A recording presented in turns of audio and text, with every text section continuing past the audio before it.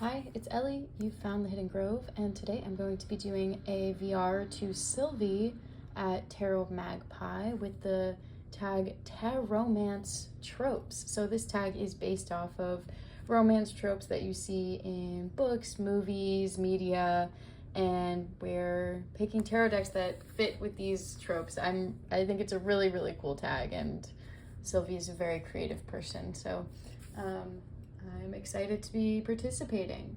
All right, so the first trope is enemies to lovers, which is a deck style or system that you insisted wasn't for you until you found that deck that just made it for you.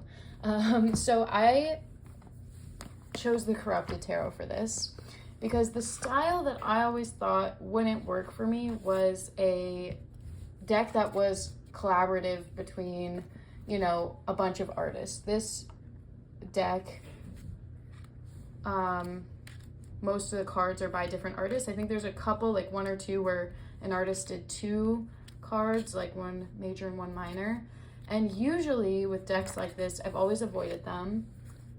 I do have the Ostara Tarot, but that deck is only by 4 artists, and I feel like it's not as disjointed as some of these collaborative decks, but this one, for whatever reason, the Corrupted Tarot, feels so cohesive, even though there's clearly different art styles in them, you know? It's just I guess the energy of it. It's supposed to be the reversal meanings of the cards. So either the card that card at an unbalanced energy, that's how I kind of think of reversals, is where the energy of that card is either too much or too little or just unbalanced. And I think that these cards portray that really well. The Queen of Cups. Wow, yeah, this is one of my favorite decks out of all of them. I would say it's in the top 10. So probably even top 5.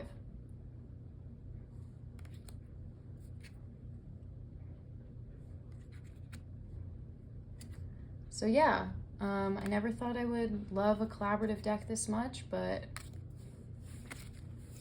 changed my mind with the Corrupted Tarot. I also love the way that this deck shuffles. It's really nice.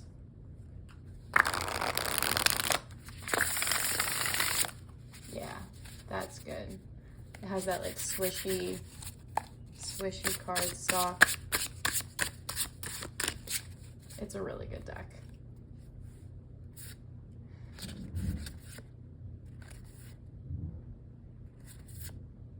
I haven't read with it in a little while. I need to bring it back out. Okay, the next prompt is Friends to Lovers, a deck that you liked until one reading deepened your relationship. So for me, that is the Brian Froud Fairies Oracle. I always liked this deck. When I first got it, I thought it was really beautiful and I really liked the imagery.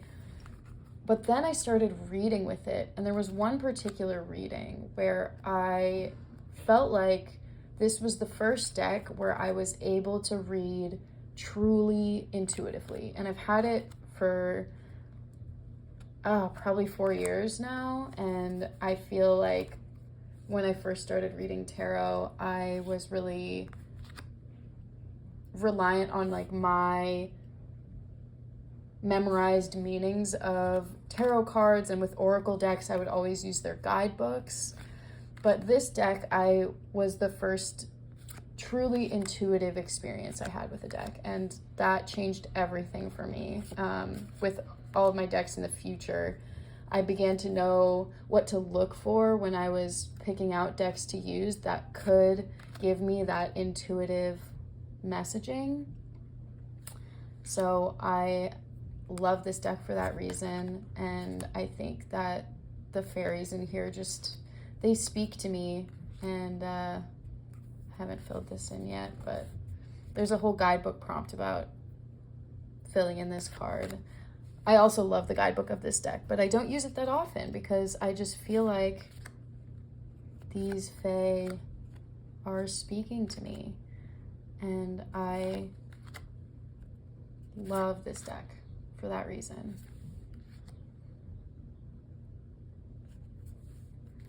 They give the best advice.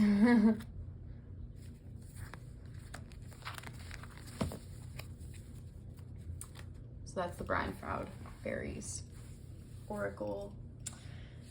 Third prompt is Forced Proximity.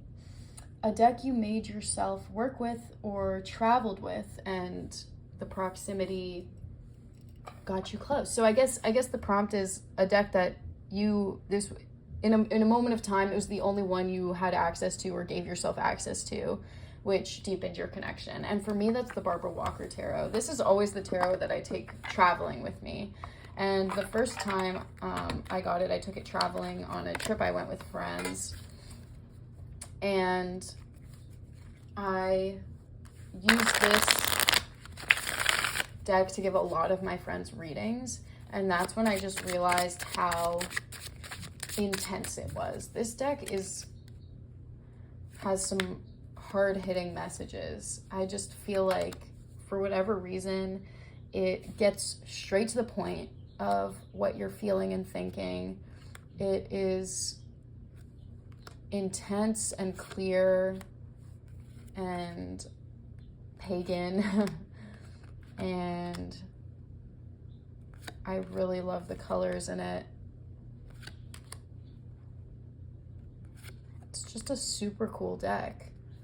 And I think that before traveling with it, I wouldn't have like picked it out of a pile to choose to read with. But then after all of these experiences I had with my friends, I mean, we had some really deep conversations based off of the readings from this deck. I just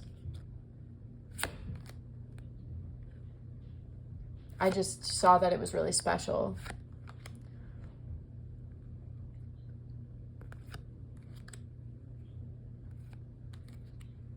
This is kind of a silly card though. It doesn't feel like it fits with the rest of the deck. There aren't a lot of oranges like this.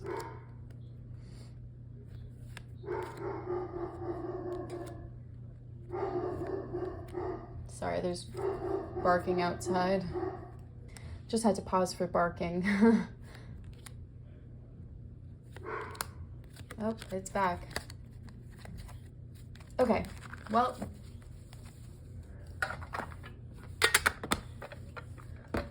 What's the next prompt? Soulmates. Okay, so this is a deck you fell in love with immediately. Love it first unboxing. And I actually chose a couple of decks for this. Wait, did I gather them all together? Okay, I have 3 decks to show you right now for Soulmates. 2 tarot and 1 oracle. The first one is the Dang Olsen Dream Tarot. This deck, as soon as it came in, well, I think I originally saw it on Thea's channel, or it was Meg's channel, one of them. But as soon as it came in, oh my gosh, I just loved it immediately. Super, super easy to read with. I love that there's both Thoth and Rider-Waite influence. It just feels like even though it's silly, there's an intense amount of symbology that is just so communicative in this deck. And I really love the colors. And yeah, I just felt like I didn't even have to like work to read with it. You know, there's some decks where you have to work to get to know it and they kind of have a barrier to entry. This one, I didn't feel that at all.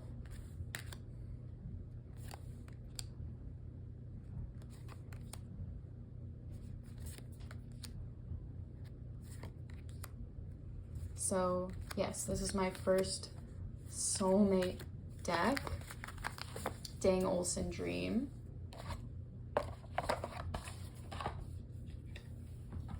The next one is the Old Ways Magic Oracle. So this is actually a new copy of this deck. I had I still have it, it's right here actually. Original deck, which is only, I think, 30 something cards. So I've had this for a while. It's only 36 cards. But then the artist just recently released a expanded edition of the deck that is now 50 cards. And when I got the first edition of this deck, I just loved it so much. I immediately started using it. I wouldn't really incorporate it so much into my readings, but more as an overarching like guiding message at the end of a reading or something. Like this was the type of deck where I would pull a card and like leave it on an altar for a week, just because I thought the messages were so expansive, and the guidebook was really great too. Even though they're short entries, they're just really good. So yeah, this is the expanded edition of the deck, and the art is stunning. I mean, this line work is incredible. It's so detailed and beautiful, and I just loved it as soon as I got it.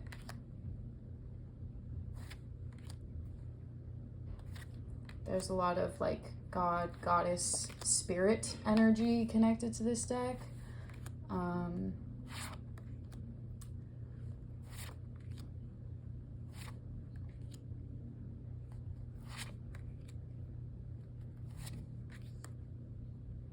So good.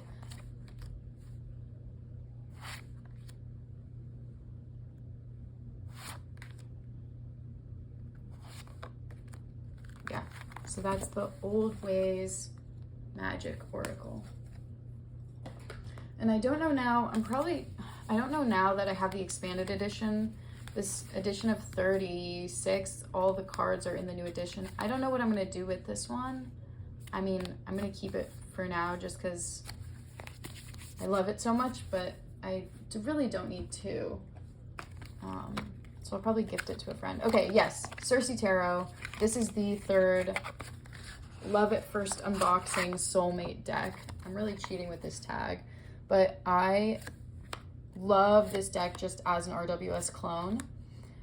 Because yes, it's a clone, but it also has the added element of the Greek pantheon, and you can just read it as a clone, or you can go even deeper and get into the myths that each card is associated with. I think it's beautiful. I love the art. I feel like I can pretty much get rid of all my other Rider-Waite clones because of this deck.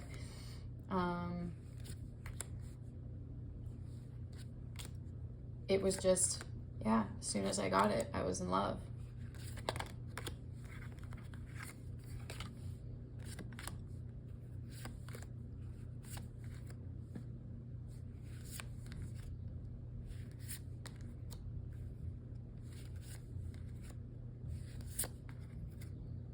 This is so great.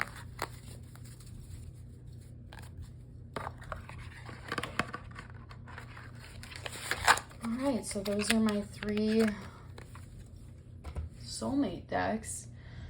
The next prompt is Slow Burn, a deck you didn't have the best first impression of. So I've actually mentioned this a couple times on my channel when I talk about this deck, but the Reclaim Oracle, I had a really bad first impression of this deck. I didn't like it at all. Like I was having problems with it because I felt like I was just using it in the wrong way. So I guess I just tried to use it as an oracle, a clarification oracle, like pulling cards to clarify my readings. And then I would get cards like jealousy or, I don't know, like hatred, or these emotion cards that were so intense that I felt like it was putting a negative spin on the message when maybe that wasn't even there. Like, I don't know, I was tapping into these emotions that were hurting me, I think. I just wasn't ready for those sorts of things. And also I just felt like I was using this deck in the wrong way. I can't use this as a clarifier because I'm not ready to tap into my entire range of emotions in every single reading I'm doing. So I didn't have a great first impression of this deck. But now that, and then one day, randomly, I was doing a reading and I had the urge, and then I tried to sell it. Yeah, there's also I tried to sell this a couple times and it just wasn't going. So I was like, okay, maybe I'll just keep it and see, you know, maybe it's not meant to leave yet. And then one day, randomly, I was doing a reading and I just felt like I want to pull a feelings card from the Reclaim Oracle, and it was perfect. And now I only use it. I never plan to use this deck. I only use it when I get the urge. And sometimes it'll just be across the house. I'm like, you know what? This could use the Reclaim Oracle, and I'll like go and get it. But I never plan to use it anymore because I feel like that kind of like forced view of a whole range of emotion in my life like wasn't what I was looking for in every reading.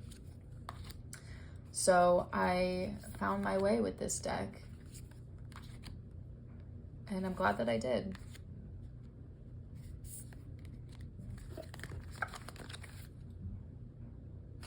Sadness. I just recently read an article about how the emotion sadness can actually help with people's focus. Like feeling sad can help with your sense of objectivity and focus during the day. So it was just it was an interesting article, like how even if you're having a sad day, you can tap into kind of the positive elements of that emotion. So maybe if I find where I read that, I'll link it below. It's really interesting. Okay, yeah, so that was the Reclaim Oracle.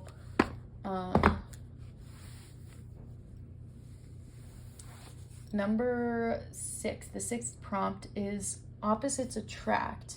Not your usual style, but you love anyways. So a deck that is kind of an anomaly in your collection, I guess.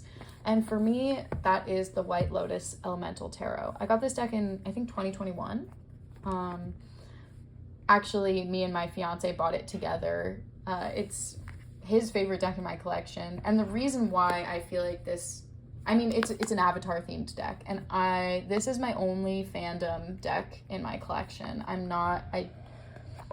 For me, fandom decks, usually they just feel too gimmicky. There's some extra cards in here for different. The Death card, Fool. But yeah, so this deck has characters and scenes from Avatar: The Last Airbender. I love that show. I've seen it tons and tons of times. It's one of my comfort shows that if I don't know what to watch, I'll just turn it on. And I've seen this show just so many times. So I recognize every scene in the deck, and I just think that they connect to the cards so well. Like, whoever made this deck was truly a fan of Avatar and a tarot reader. Like, you can tell that both were connected in their life. And I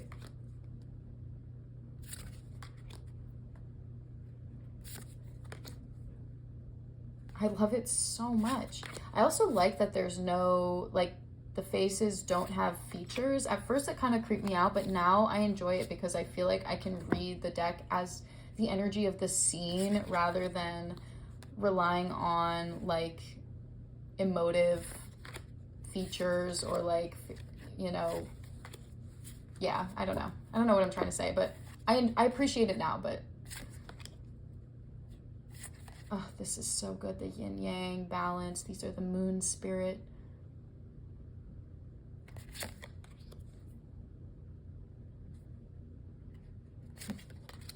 So yeah, I think this is a really awesome deck. I actually don't think I've seen it on TarotTube at all.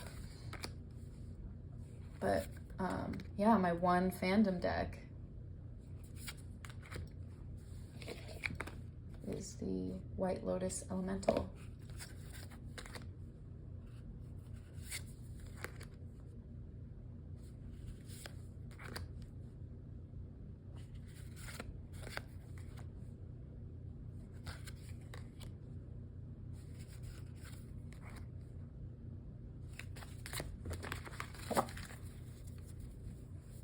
Gilded. It shovels pretty well. It's a little bit stiff. I've definitely broken it in since I first got it. So at first it was really hard to shuffle, but this is the type of deck that breaks in pretty well. Like it doesn't stay stiff forever. All right. Next prompt is blind date.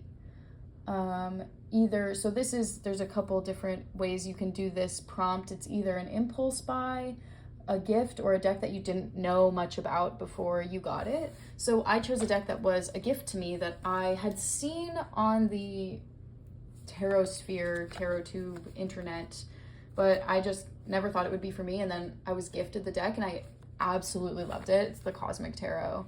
So I don't know, I guess I saw this deck around, but I never went for it. But then one of my best friends got it for me for my birthday. And I love it so much.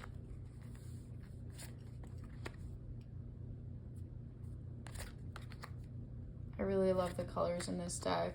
I love the symbols. I love that a lot of the characters in the deck look like they are about to perform, like they're getting ready to go on a stage, or they're dancing, or they're just very dramatic. And I know that there are like pop culture references in this deck. I don't recognize any of them.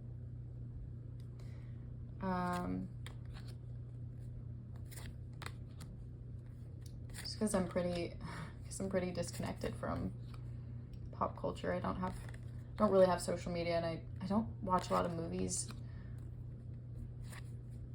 But yeah, I do love that a lot of these characters just look like they're doing performance art. And I really love it. It's a super clear, straightforward reader.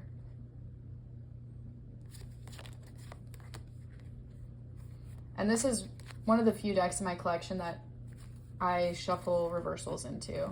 So usually I don't read with reversals, but the backs on this they needed to have reversals. The sunrise and the dark sunrise. I mean, that's just great.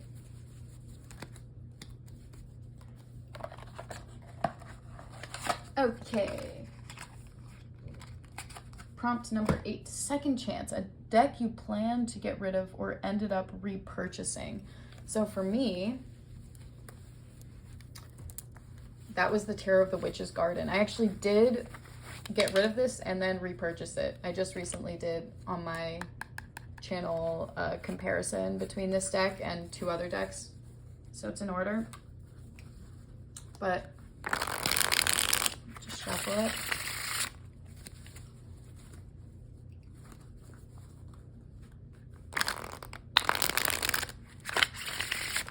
So, okay, the reason why I rehomed this deck was, well, first of all, I don't know. At first I was like, oh, it's not really my style. I don't know how I feel about it. I love this deck, but I originally rehomed it. I think it was because I was angry at the cardstock, which is crazy. I don't know. It's a linen cardstock, and is this a Llewellyn deck? I loved Llewellyn's original cardstock, like the cardstock of the Tarot Vampires or the Tarot of the Enchanted Forest. I love that cardstock, and I know there's like a linen craze going on right now, and so they switched over to a linen cardstock, and I was angry, and I got this deck and I was like, oh, I missed the old cardstock. And then also, for whatever reason, the room that I was in when I first unboxed this deck had some really harsh lighting, and the texture of the cardstock on the cards, the linen texture, was so distracting to me that I was like, I can't even look at the art on the cards. I was getting so mad at this deck for no reason, because I was just in like a really harsh lit environment. I don't even see really, oh, well, I guess when I do that, you can kind of see the texture. You see what I mean?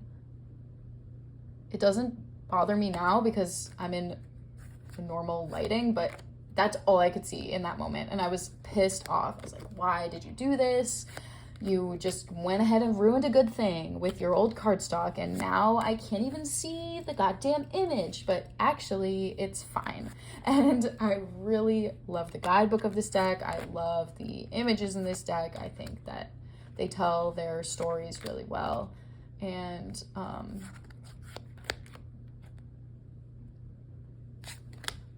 oops.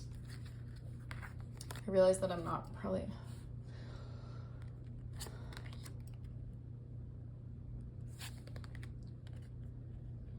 So yeah, I rebought it after I realized I was being dramatic and crazy. So that's the Tarot of the Witch's Garden. Okay. This next one, it's so sad to me that this is the case. So the next prompt is Unrequited Love. A deck that you want to love, but you love this deck, but it doesn't love you back. So I want this deck, oh my God, I'll just show you. It's the Tarot Volatile. I want to connect with this deck so badly, but it doesn't love me. It just doesn't. For whatever reason, the readings that I've tried to do with this deck just like don't quite mesh with me.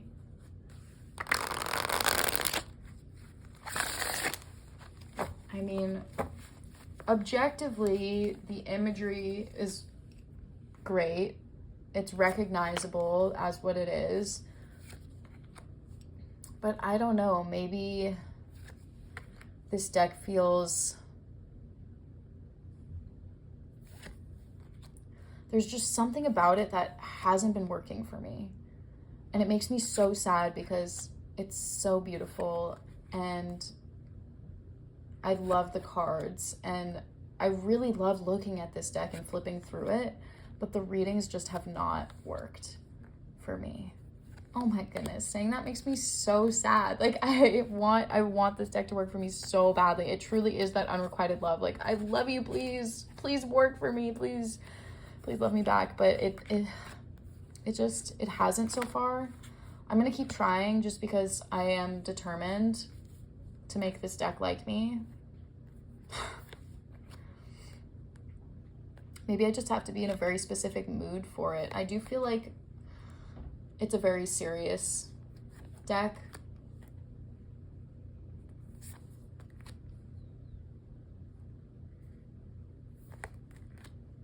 And the messages are very like straight shooting messages. There's not a lot of like nuance.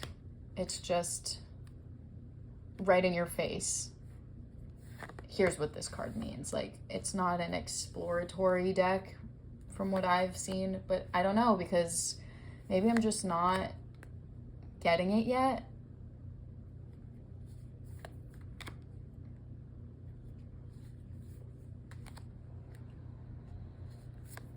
I mean, it works as just like, if I was just expecting it to be like a Rider-Waite clone and reading it that way, this would be a great deck, but I just think I wanted something more from it. I don't know what I was expecting. I just wanted something deeper and I didn't get it. And maybe that's partially because this deck does come with an extra suit and I haven't been using that suit because I wanted to like see if I could get along with the base deck before I added that in. But you know what? Maybe that's what this deck needs. Maybe that's what I need from it, is that extra something, because I don't know.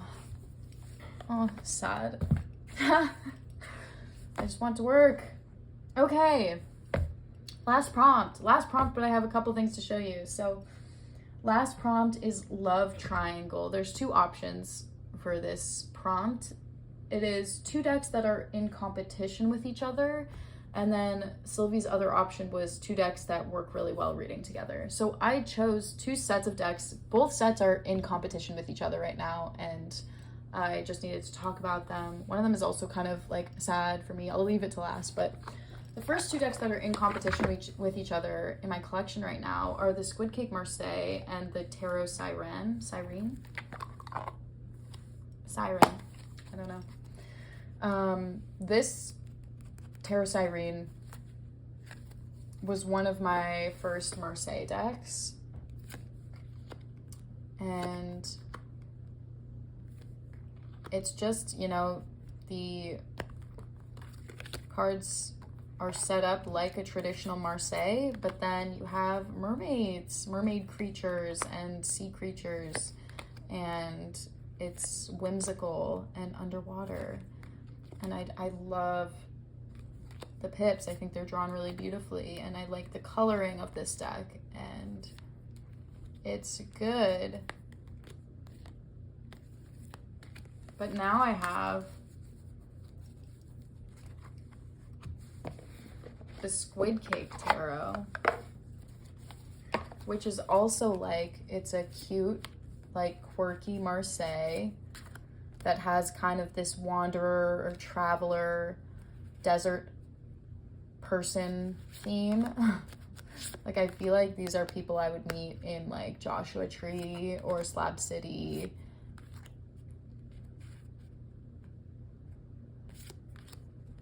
So again, we have these traditional Marseille cards and pips, but then that added element of like whimsy.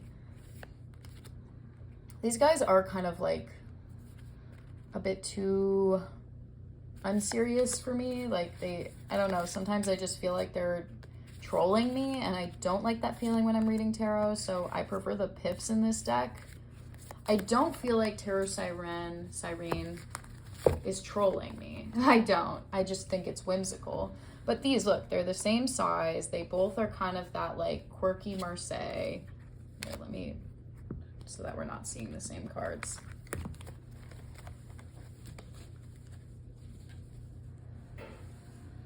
Well, this one doesn't come edged, but this one has the pink gilding. This has holographic backs, but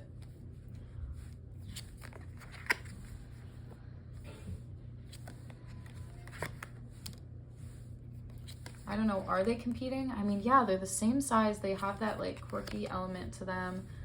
I love them both. I don't think I need to choose. I mean, right now I'm leaning towards this one as my favorite because I like the majors and the quartz. I'm still having problems with the majors and the quartz and the squid cake. Like I said, these are like, they're just not serious enough. I don't know.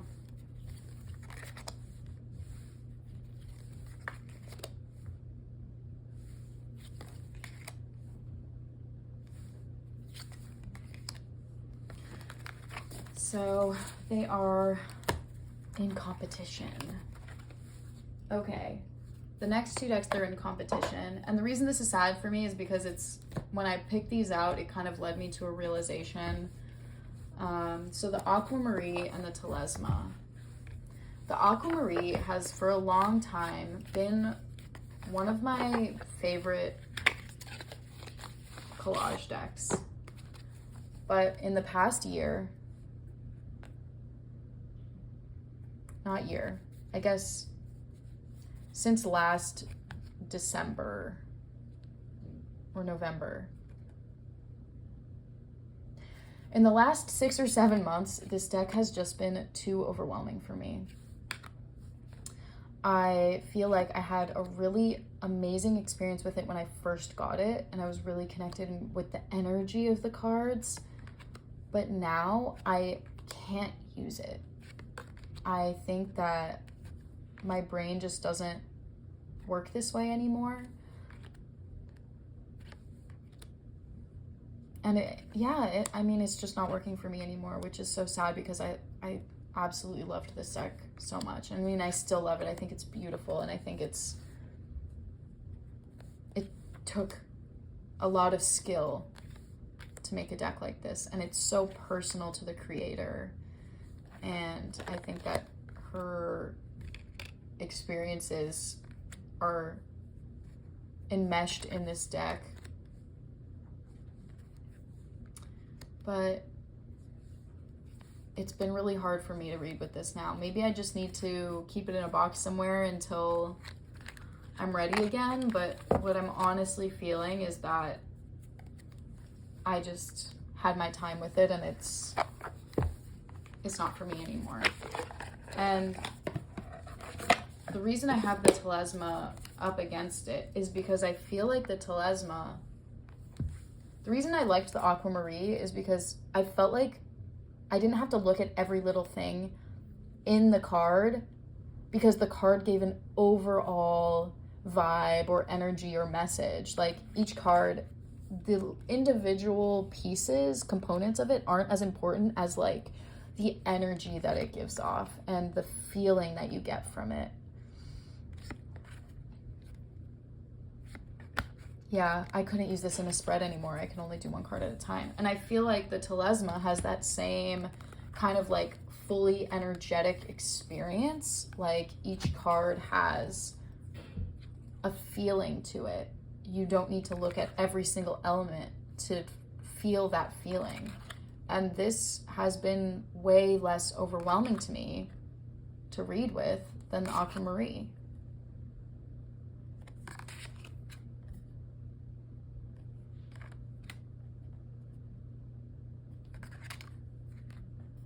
It gives me that energy, and it gives me that impression of the card meaning without a sensory overload.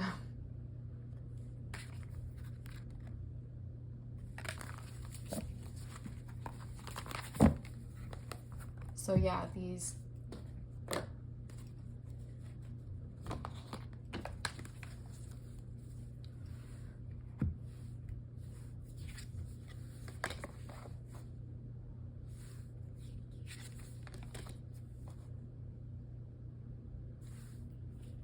I don't know. I think I'm gonna keep the Aquamarine for a while just because, it was just so amazing for me to read with, and now that it isn't, I just feel so sad. I like want the feeling I had when I first got this deck to come back, but I don't know if it will. Has anyone else had an experience like that with a deck where you just lived out your time? And I'm wondering, what did you do? Did you keep the deck? Did it ever come back around to being its time with you? Like, or did it just end then and there and you could never use it again? I want to know if anyone else has had that and what ended up happening. Yeah, okay. Leave a comment below. But these have been my tarot romance tropes, my love affairs with these different decks, these collections of artwork that comes in a box. It's really amazing that we just get this box full of art. I mean, that's so cool. So that's what I love about having a lot of decks, is I just feel like I have an art collection. Okay, bye-bye.